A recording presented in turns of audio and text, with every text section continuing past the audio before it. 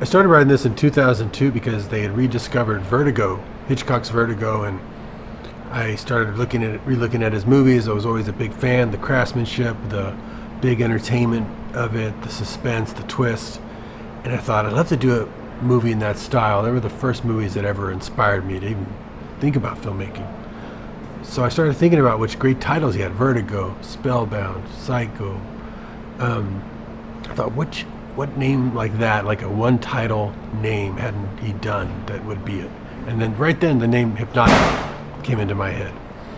And I thought, Hypnotic, that's a great title, but what does it mean? And then within like 10 minutes, I came up with the basics of the story. Someone who's super uncatchable, a villain that you could meet them and you'd forget you even met them. They take your bank account, they take anything they want from you, walk away, and you don't even know you met them. So I thought that would be the ultimate person. And started crafting the script from there and came up with a lot of the set pieces that are in the film, the final film, sticked since 2002.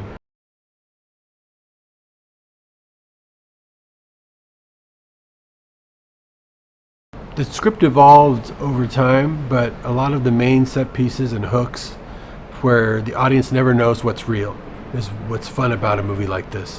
What's fun about it is almost like one of those wrong man movies of the Hitchcock genre, which I did even in El Mariachi. It's just a great way to introduce an audience to something new.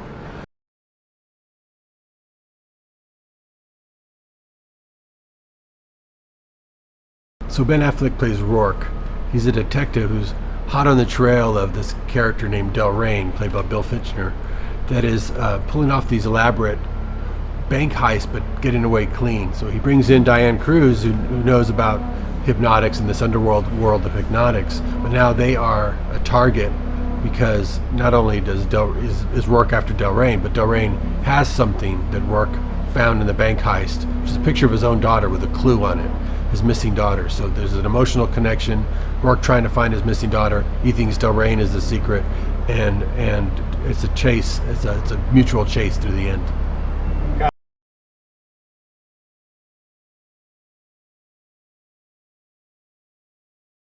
One thing that always elevated Hitchcock's movies was his casting. He always had people like Cary Grant, or Jimmy Stewart, or Grace Kelly, Ingrid Bergman, and really wanted to cast this up and get real superstars. And Ben Affleck plays Rourke and brings that sort of Hitchcock mystique to this role. He is the father looking for his daughter. He is the relentless cop, and he's got such star quality and presence that I really felt like I was filming a Hitchcock film. Like I got one of those classic movie stars. He's of the right age and just came in lean, mean, and ready to rock. And he is awesome. He was really fun in this role.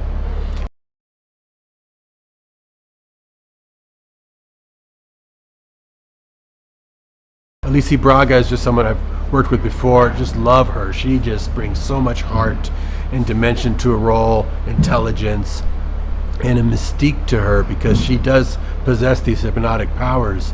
When she explains it to you, and there's a lot of explaining she has to do not only to Rourke but to the audience, you believe everything she says because she's so good at making it feel very real and genuine and heartfelt. And that's what these movies need, is that extra dimension of the human heart, and she brings it.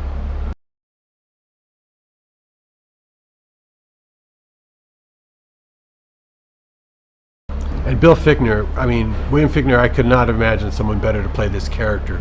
I needed someone with a gravitas that you know right away, he's the villain. He's the guy you're going after, yet he has an intelligence and layers to him that only get unveiled later. And he's got this hypnotic quality to him. You put the camera front and center and have him look almost right into camera, and he hypnotizes you. He is so great in this, and he really had fun getting to go with it, and he just floats through each scene like it's nothing.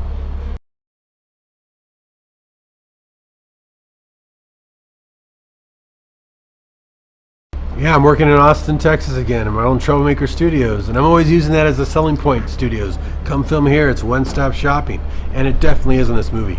We didn't have to go anywhere. There's very few days that we're on locations. Most everything was shot, every nook and cranny of this place, from the elevators to the offices to behind the back lot to this back lot itself, which is leftover set of Alita, doubling for Mexico. And we get to use it in ways I can't even reveal. that I've always wanted to use, and it is phenomenal. It is really something that saved us tens of millions of dollars because we're utilizing everything that's around here, and it gives it the big scope, epic scope that a Hitchcock type film deserves.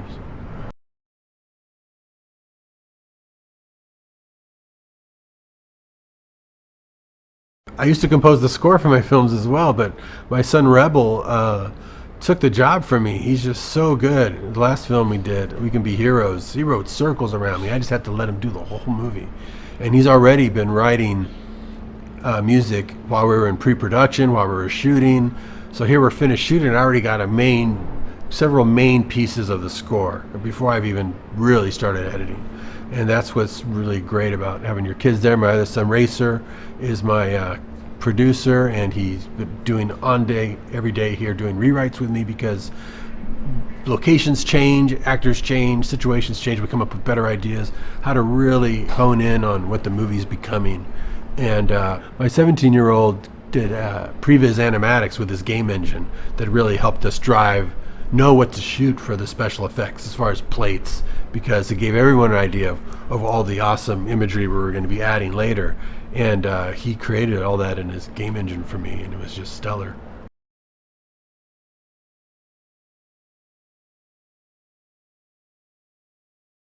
No, that was one of the main things I was excited about, was we were making a movie for the big screen, with a release pattern that was going to be designed for theatrical.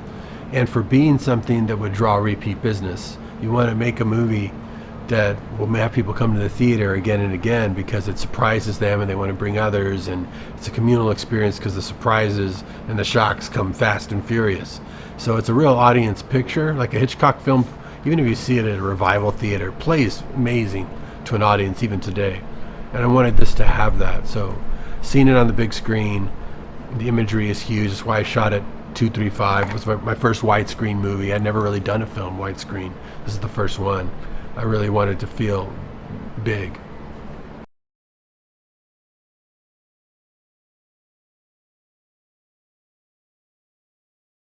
Hypnotic has always been my favorite story, original story. Since I started writing it, it just captured my imagination, fueled tons of ideas.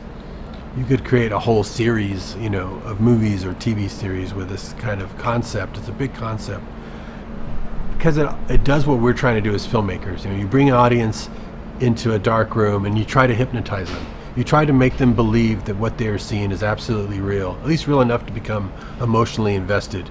You're creating a hypnotic construct around them using images, sound, music to make them feel and believe a certain way.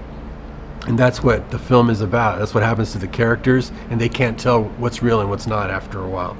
And that constant playing with the characters is what we do as filmmakers with the audience.